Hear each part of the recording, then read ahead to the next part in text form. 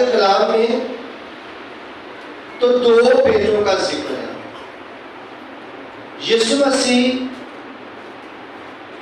2 बेटों के हवाले से बात करते हैं। तमसील इस तरह से बयान की जा रही है कि एक बेटे को बाप का फरमाबरदार बेटा और दूसरे को नाफरमान बताया जा रहा है। लेकिन यीशु मसीह यहाँ पे असल में दोनों बेटों को ही नाफरमान ही फरमा रहे हैं। इस बात को समझना ज्यादा जरूरी है। यीशु मसीह ने ये तफसील कही क्यों?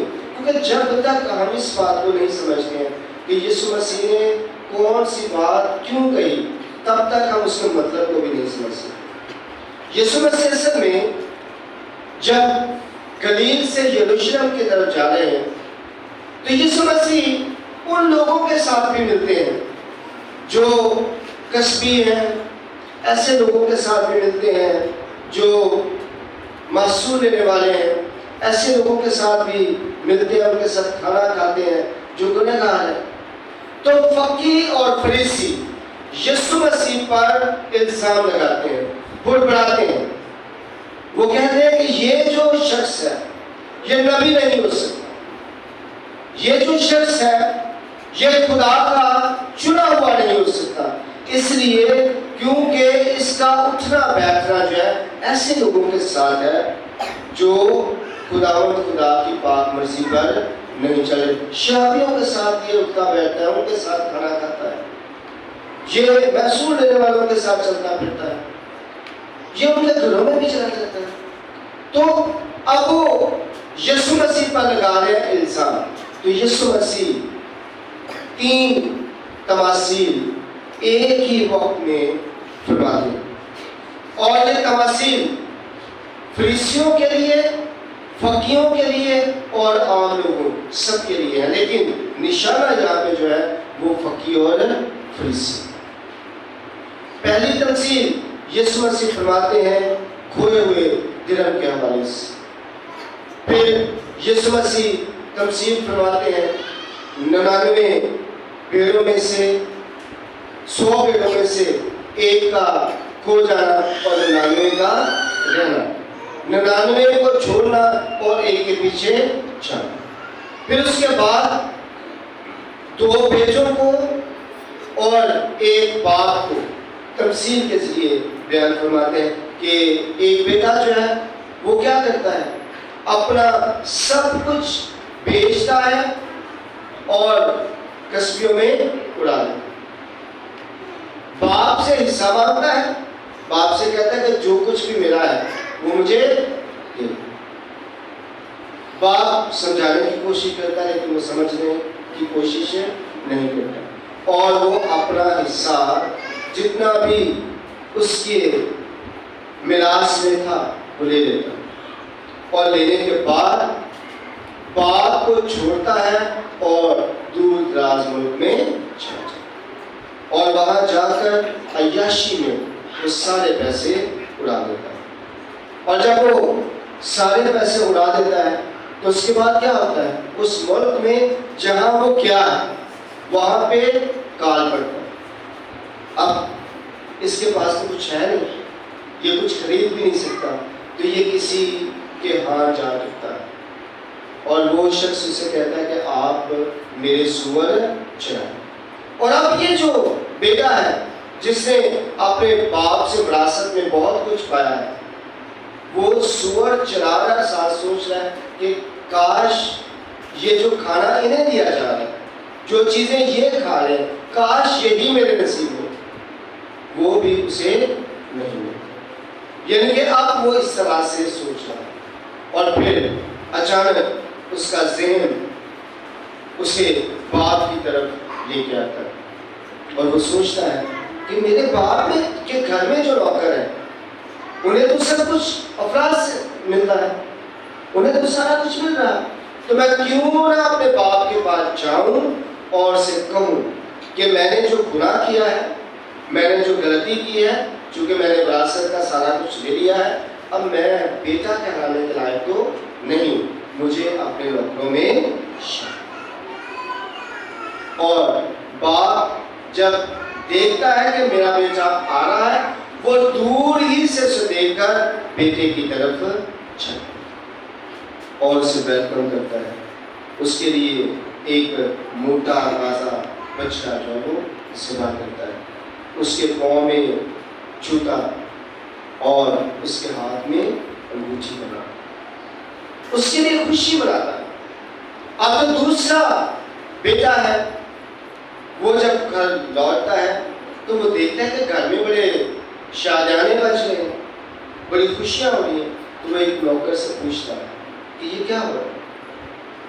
तो नौकर कहता है कि तेरा वो भाई जिसने सब कुछ उजाड़ दिया था, अपना हिस्सा लेके चला गया था, वो वापिस आया और तेरे बाप ने क्या किया? खुशी मनाई।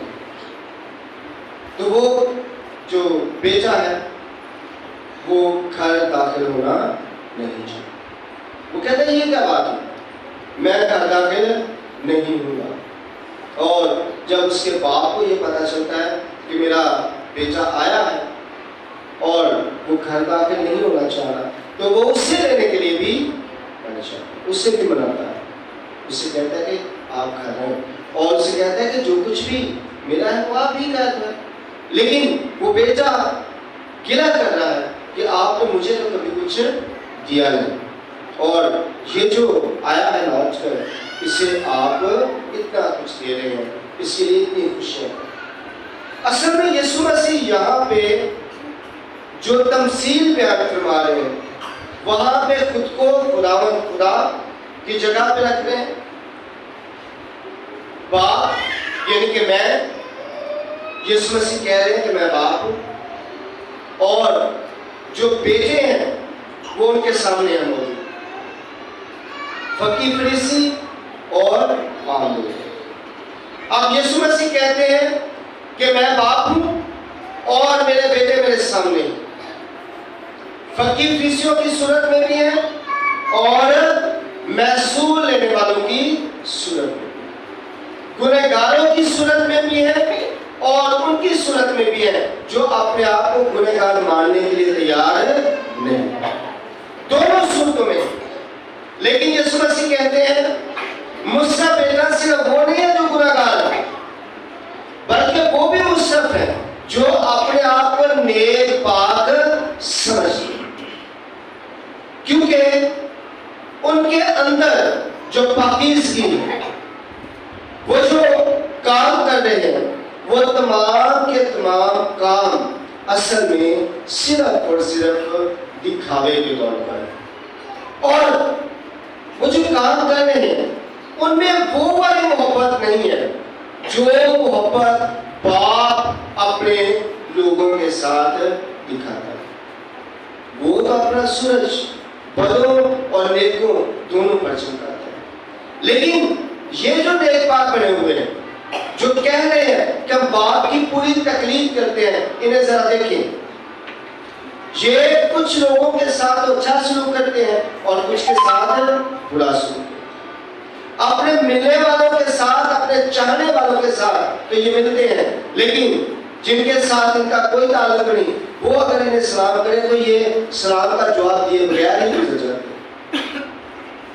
ये उनकी कदर नहीं करते हैं जो इनके साथ अटैच नहीं है, बल्कि ये अगर किसी की इज्जत भी करते हैं, किसी का ध्यान भी रखते हैं, तो सिर्फ उसका रखते हैं जिनसे इन्हें कोई फायदा, जिससे इन्हें कोई फायदा नहीं, ये उसका ख्याल भी नहीं रखते।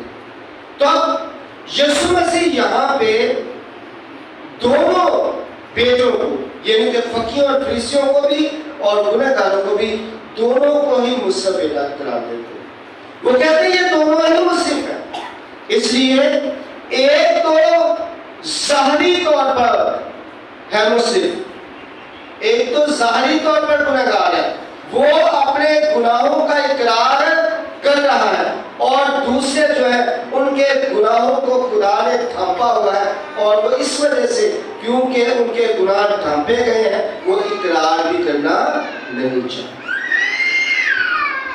और खुदा कहता है कि मुबारक है वो लोग जिनके गुनाह ढांपे जाते हैं। खुदा अगर आपके गुनाहों को ढांप लेता है तो इसका मतलब हरगिज़ ये नहीं है कि आप अपने गुनाहों का इकरार ना करें और ये समझना शुरू कर दें कि आप इंतहाई ज्यादा नेक हैं, आप बहुत अच्छे, आप निजात याफ्ता हो गए।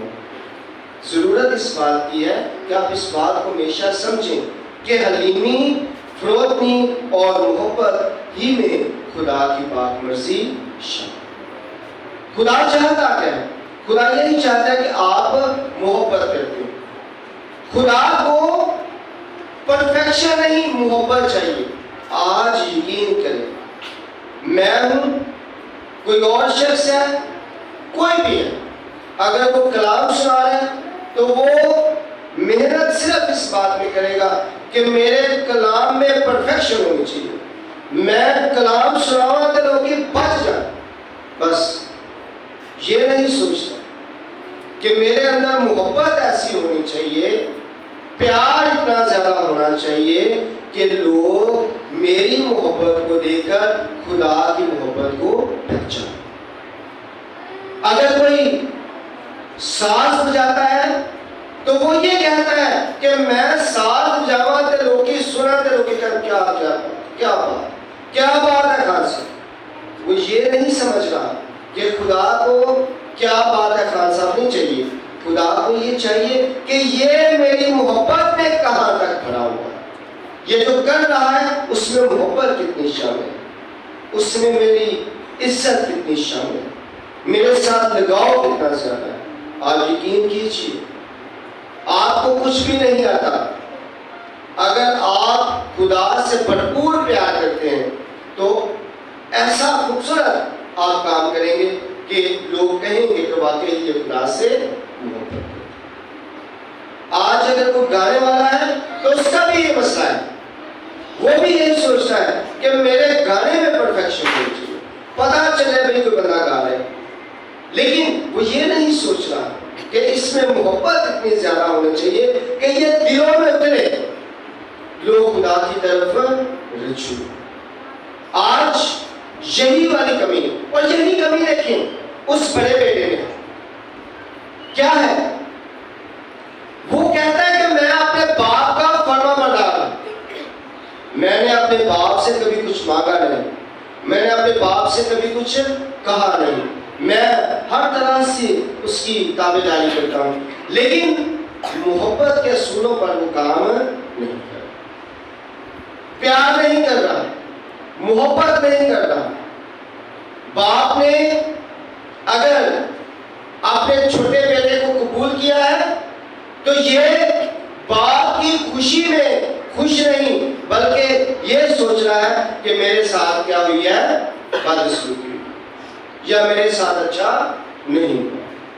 ये मोहब्बत के कवानीन को समझने की कोशिश नहीं करता, इसलिए ये भी उतना ही मुसीब है जितना दूसरा बेटा मुसीब। अगर आप सारा कुछ करें, जैसे कि पौलुस रसूल कहते हैं कि अगर मैं फरिश्तों की जुबानें बोलूं, फरिश्तों की जुबानें, अगर मैं इतना ज्यादा परफेक्ट हो जाऊं कि मैं पहाड़ों को हटा दूं और मोहब्बत ना रखूं, तो मैं झनझनाता पीतल और झनझनाती। और यही बात यीशु मसीह आज हमें सिखा रहे हैं। वो कहते हैं ये जो फकीर फरीसी हैं अपने आप को परफेक्ट समझते हैं, ये जो फकीर फरीसी हैं ये सोचते हैं हम तो पक्के पक्के जन्नती हैं, हमने तो सीधा बाप इब्राहिम की गोद में जाना, लेकिन इनके अंदर जो चीज होनी चाहिए वो आज तक नहीं है, और वो है मोहब्बत, वो है प्यार, लोगों का ध्यान रखना, लोगों का ख्याल रखना और माफ कर देना। आज जब देखें माफी का बहुत ज्यादा फुकरान है, बहुत ही ज्यादा फुकरान है। हम माफ करना नहीं चाहते, माफी हासिल करना चाहते हैं। यानी कि मैंने अगर गुनाह किया है तो मुझे माफी मिले, लेकिन मेरा अगर किसी ने गुनाह किया है तो मैं उसे माफ करूँ। ये हमारा असूल बना हुआ है। और यीशु मसीह कहते हैं जिस तरह तुम अपने कसूरवारों के कसूर माफ करते हो, ऐसे ही तुम्हारे किए जाएंगे जैसे आप करते हो। आज इस बात की जरूरत है कि हम माफ करना सीखें। गुनाह कितना भी बड़ा क्यों ना हो, जुर्म कितना भी बड़ा क्यों ना हो। अब देखें, इससे बड़ा जुर्म क्या हो सकता है कि आप अपने बाप के माल को ले सारे का सारा जाया कर दे और जाया करके तो वापस आ जाए। आपने कितना नुकसान पहुंचाया बाप को, बहुत ज्यादा, लेकिन बाप देखिए क्या कर रहा है। बाप फिर भी, ये माफी है, ये माफ करना है। आज खुदावन चाहता है कि हम लोग ना सिर्फ खुदा से माफी मांगे, एक दूसरे से भी माफी मांगे। अगर मैंने किसी के खिलाफ कोई बात की है, किसी का गुनाह किया है, तो मैं उससे माफी मांगू। अगर किसी ने किया है तो वो माफी मांगे। हम एक दूसरे से अपने गुनाहों की अपना इतराफ करके माफी मांगे। और इस माफी में जितनी बरकत है आप सोच नहीं सकते हैं, समझ नहीं सकते हैं, या वहां तक हो सकता हम पहुंच भी ना सके कि कितनी ज्यादा बरकत है इस माफी में। तभी यीशु मसीह ने ये कहा ना कि जैसे आप बख्शते हैं, जैसे आप माफ करते हैं, जैसे आप फॉरगिव करते हैं, वैसे ही मैं भी करूँगा आपके गुनाहों। और आज घरों में लड़ाइयाँ, मोहल्लों में लड़ाइयाँ, झगड़े, और है इसी वजह से कि हम एक दूसरे को माफ करना नहीं चाहते। लेकिन खुदावन आज चाहता है कि हम एक दूसरे को माफ करें। फिर खुदावन ये चाहता है कि हम लोग अपने आप को कुछ हट कर ना समझते हो, ये ना समझते हो कि मैं बहुत अच्छा हूँ और बाकी तमाम के तमाम ऐसे ही। अब फकीर फरीसियों का क्या मामला था? उनका मसला ये था कि वो अपने आप को तो बहुत अच्छा समझते थे, लेकिन बाकी सबको कुछ भी नहीं समझते। तो यीशु मसीह कहते हैं ऐसे लोग खुदा की बादशाही में दाखिल नहीं हो सकते।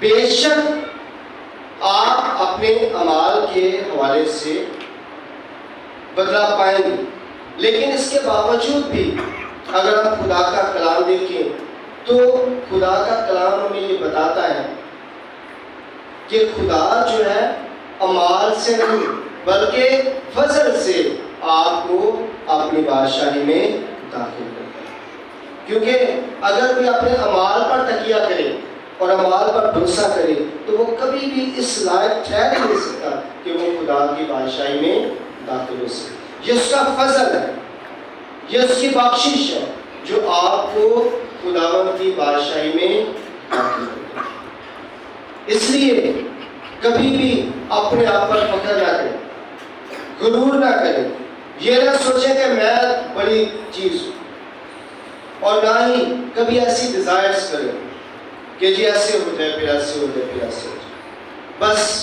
एक काम पर अमल करें और वो है मोहब्बत। इस पर अमल करें तो आपने पूरी बाइबल पर अमल किया, क्योंकि यीशु मसीह ने ये कहा।